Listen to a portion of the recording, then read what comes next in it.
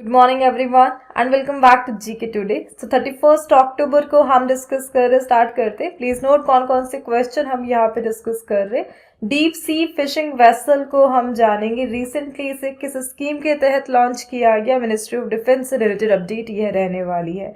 एक recent highest national honour अभी news में रहा जो यूएस प्रेसिडेंट को दिया गया, बिकॉज एपेक समिट यहाँ पे चल रही है, उसके बारे में हम जानेंगे और इस ऑनर को डिस्कस करेंगे। एक प्रोजेक्ट है वर्ल्ड लेवल पर मोशन 007 जिसे रिसेंटली अडॉप्ट किया गया, इसके बारे में हम जानेंगे। 20th ईस्ट एशिया समिट को हम देखेंगे। एक्सो प्लैनेट यहाँ पर डिस्कवर हुआ जिसका नाम है GJ251c, इसके बारे में हम जानेंगे। इंडिया के रिस्पेक्ट में नेशनल सीड्स कॉर्पोरेशन को हम देखेंगे। ग्लोबल फायर पावर इंडेक्स में हमारी रैंकिंग को देखेंगे।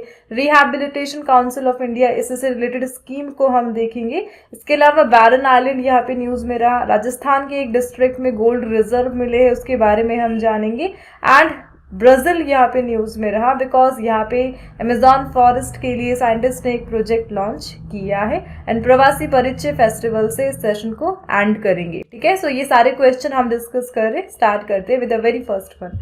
And please note all this question, ये सब डेली 20 एमसीक्यू सीरीज का पार्ट है जो आपको जीके टुडे के एंड्रॉइड एप्लीकेशन पर मिल जाएंगे। सो लैंग्वेज वाइज ये अवेलेबल है। अगर आप इंग्लिश मीडियम से हो तो आप इंग्लिश में कोर्स को एक्सेस कर सकते हो, मराठी से हो तो मराठी में, हिंदी है तो हिंदी, कन्नड़ा है तो कन्नड़ा, और अदर जो लैंग्वेज है उनमें भी ये अवेलेबल है। स्टार्ट करते the first one. The deep sea fishing vessels were recently launched at Majgaon Dock, Mumbai under which central government scheme? So यहाँ पर डीप सी फिशिंग वेसल्स अभी न्यूज में रही और इन्हें सेंट्रल गवर्नमेंट की कौन से स्कीम के तहत लॉन्च किया गया। लॉन्च कहाँ पे किया गया? मुंबई बेस्ड एक शिपयार्ड मिनिस्ट्री ऑफ डिफेंस के तहत, दैट इज मजगांव डॉक में इसे लॉन्च किया गया। इस स्कीम का नाम है ऑप्शन नंबर डी, प्रधानमंत्री मत्स्य संपदा योजना। काफी पुरानी स्कीम है और इसी स्कीम के तहत रिसेंटली मिनिस्ट्री ऑफ डिफेंस ने यहाँ पर डीप सी फिशिंग वेसल को लॉन्च करा मिनिस्ट्री ऑफ कॉर्पोरेशन के साथ मिलकर। सो बेसिकली गोल क्या है यहाँ पर, मिनिस्ट्री चाहती क्या है? आत्मनिर्भर भारत के साथ जो इंडिया का मरीन फिशरीज सेक्टर है उसे मॉडर्नाइज करना है और इसी के लिए फिशिंग वेसल्स को यहाँ पे लाया जा रहा है। बेसिकली ये एक वन स्टॉप सॉल्यूशन है। जितना भी हमारा बाउंड्री वाइज कॉन्फ्लिक्ट चल रहा है, जैसे कि एक एग्जांपल मैं आपको देती हूँ, श्रीलंका एंड इंडिया के बिटवीन एक जगह located and that is the पाक बे। सो पाक बे में जो फिशिंग राइट्स है उसको लेकर आए दिन कॉन्फ्लिक्ट चलते रहते हैं बिटवीन इंडियन फिशरमैन और श्रीलंकन फिशरमैन। सो उसी के लिए एक सॉल्यूशन निकाला यहाँ पर government of India and that is the deep sea fishing vessel, जिसके तहत जो डीप फिशिंग है उसे प्रमोट किया जाएगा और इंडिया के जितने भी फिशरमैन हैं उन्हें सैलरी बेस्ड यहाँ पे जॉब दी जा रही है by the government of India. So ये सब प्रधानमंत्री मत्स्य संपदा योजना के तहत किया जा रहा है, जिसके तहत इन वेसल्स के थ्रू जो हमारे फिशरमैन है वो डीप ओशन में और ज्यादा आगे इंडियन ओशन को एक्सेस करते हुए, अरेबियन सी को एक्सेस करते हुए जो फिशिंग है वो कर सकते हैं और इसी के लिए इस टाइप के वेसल को यहाँ पे लाया गया। सो यहाँ पर इस टाइप के इनिशिएटिव से इंडिया का जो फिशरीज प्रोडक्शन है वो 102 लाख टन से 14-15 से लेकर अभी तक का जो कंपैरिजन है वो यहाँ पर हम देख रहे हैं फिशरीज प्रोडक्शन में, और ये सब प्रधानमंत्री मत्स्य संपदा योजना के तहत यहाँ पे किया जा रहा है। आत्मनिर्भर भारत के साथ ये अलाइन करता है। ओवरऑल यहाँ पे दो मेजर स्कीम्स को हम डिस्कस करेंगे, देन हम आगे मूव करेंगे। फर्स्ट तो हम देख ही रहे हैं द प्रधानमंत्री मत्स्य संपदा योजना। इसे लॉन्च कब किया गया था? ईयर ऑफ लॉन्च आप ध्यान रखिए 2020 में इसे लॉन्च किया गया था। किसके तहत ये आता है? Ministry of fisheries, animal husbandry and dairying के तहत यह आता है।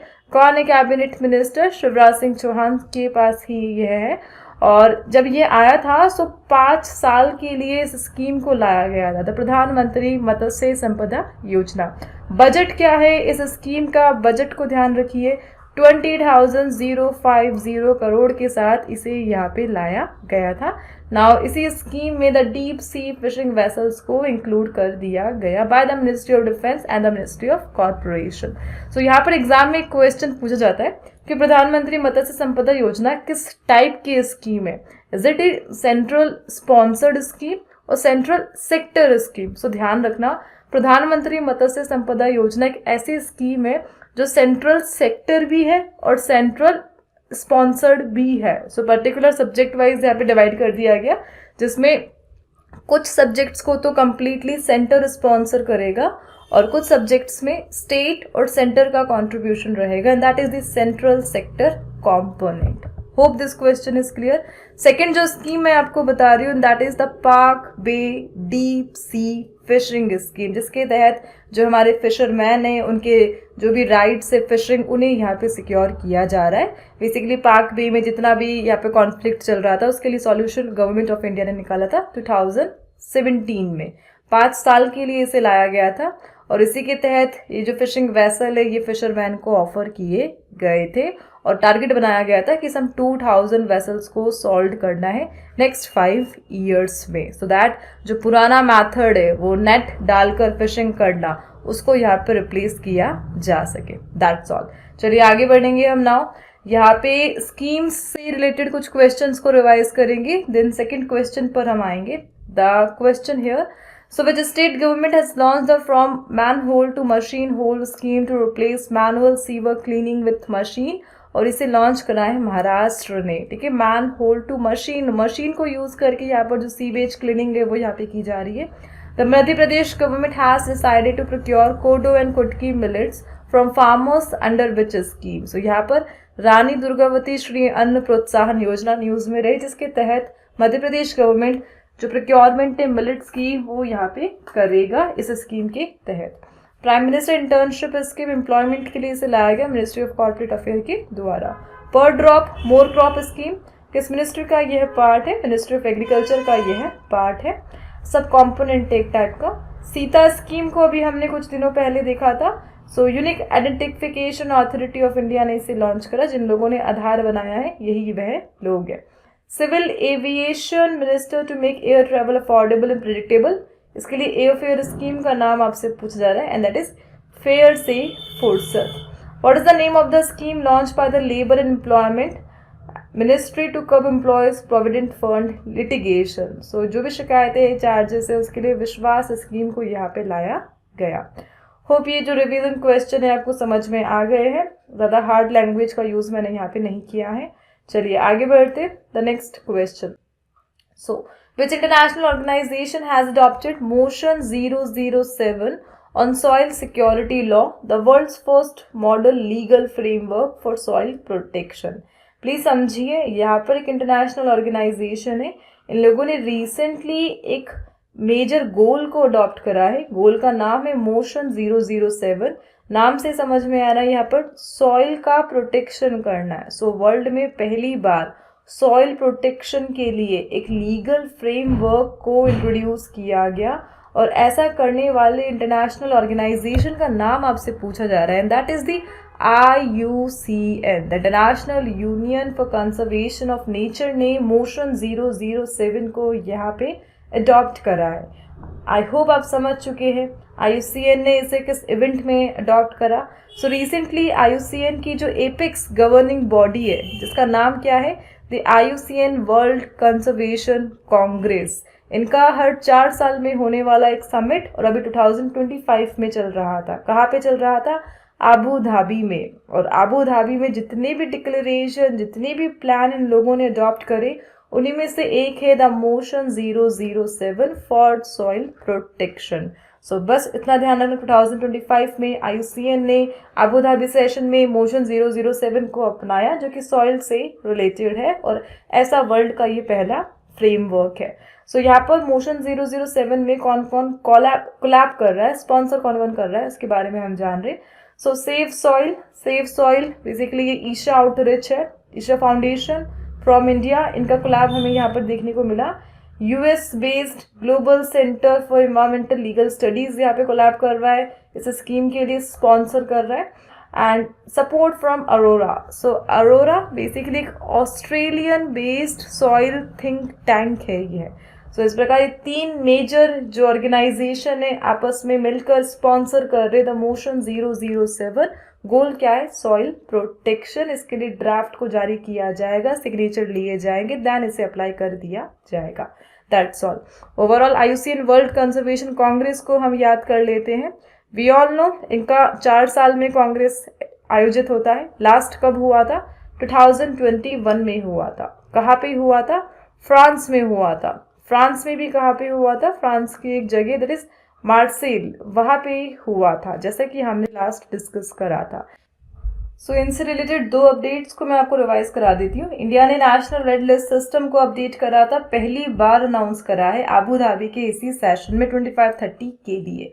और सेकेंड अपडेट, इंडिया ने फर्स्ट रिजर्व तमिलनाडु का पाक वे उसे रिकग्नाइज करा as a dugong conservation reserve, जिसे रिसेंटली इसी एनुअल जो ये समिट है 4 साल में होने वाली, यहाँ पे इंट्रोड्यूस अनाउंस किया गया था। That's all. चलिए आगे बढ़ेंगे। The next question, which is the nodal ministry for the Rehabilitation Council of India, RCI. So RCI के लिए जो नोडल एजेंसी है उनका नाम आपसे पूछा जा रहा है। RCI का गोल क्या है, जो भी हमारे पर्सन विद डिसेबिलिटी है, द PWD कैंडिडेट, इनके लिए यहाँ पर रिहेबिलिटेशन काउंसिल ऑफ इंडिया को बनाया गया और ये फंक्शन करता है ministry of social justice and empowerment के तहत। कौन है इनके कैबिनेट मिनिस्टर, वीरेंद्र कुमार जी है। और RCI बेसिकली एक स्टैट्यूटरी बॉडी है, ये मिनिस्ट्री ऑफ सोशल जस्टिस के तहत पहले 1986 में रजिस्टर्ड सोसाइटी के तहत इसे बनाया गया था ओरिजिनली। आगे जाकर इसे स्टैट्यूटरी बॉडी में कन्वर्ट कर दिया गया था, यानी खुद की ऑथोरिटी, खुद की गवर्निंग बॉडी RCI बन चुका था RCI एक्ट 1992 के तहत। ओवरऑल इनका गोल क्या है, पर्सन विथ डिसेबिलिटीज जो PWD कैंडिडेट है, इनकी रिहैबिलिटेशन पर काम करना, इनके मैनेजमेंट पर फोकस करना, यही यहाँ पर रिहैबिलिटेशन काउंसिल ऑफ इंडिया का काम है। बस आप ध्यान रख लीजिए 1992 में इसे बनाया गया था इसी एक्ट के तहत ऑफिशियली। चलिए आगे बढ़ेंगे। The next question, what is the rank of India in the global fire power index 2025? तो रिसेंटली यहाँ पर the global fire power index 2025 को लॉन्च किया गया और इंडिया स्टैंड करता है 4th रैंक पर after US, Russia and China. ठीक है, सो रशिया एंड चाइना दोनों को सेकंड पोजीशन यहाँ पे दी गई है और इंडिया की रैंक यहाँ पर 4th रही है। यहाँ पे हम बजट देख रहे हैं, बेसिकली पर्टिकुलर जो टॉप 4 कंट्रीज हैं इनका डिफेंस बजट क्या है। US का जो डिफेंस बजट है यहाँ पर वो $860 बिलियन है। द पेंटागन, US से जो डिफेंस इनका ऑर्गेनाइजेशन है पेंटागन, इनके बारे में तो हमने काफ़ी बार डिस्कशन किया ही है। इंडिया के बजट को हम देख लेते हैं। सो इंडिया ने 25-26 जो बजट है उसमें 78.7 बिलियन का जो बजट है वो डिफेंस के लिए यहाँ पे रखा है। सो बस यही हमारी रैंकिंग है, यहाँ पर 4th पर 78 बिलियन डॉलर के साथ हम 4th रैंक पर है। चाइना का जो बजट है 2023 का वो $236 बिलियन का था एंड US का एट प्रेजेंट $860 बिलियन है यहाँ पर। That's all. सो यही रैंकिंग यहाँ पे बताया गया।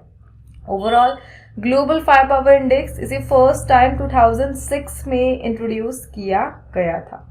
The next question, which declaration was adopted during the 20th East Asia Summit? So कल के सेशन में हमने डिस्कस करा था the 20th East Asia Summit, जिसका मेंबर कंट्री इंडिया है और रिसेंटली इनका जो 20th एडिशन है कहाँ पे होस्ट किया जा रहा है, मलेशिया की कैपिटल कुआलालंपुर में इसे होस्ट किया जा रहा है और यहाँ पे कुआलालंपुर डिक्लेरेशन को अडॉप्ट किया गया। बेसिकली गोल क्या है, इंडो पैसिफिक नेशंस में कोऑपरेशन, स्ट्रैटेजिक ट्रस्ट, पीस, इन सब को बूस्ट करना और उसी के लिए इस डिक्लेरेशन, इस पॉलिसी को यहाँ पे साइन किया गया।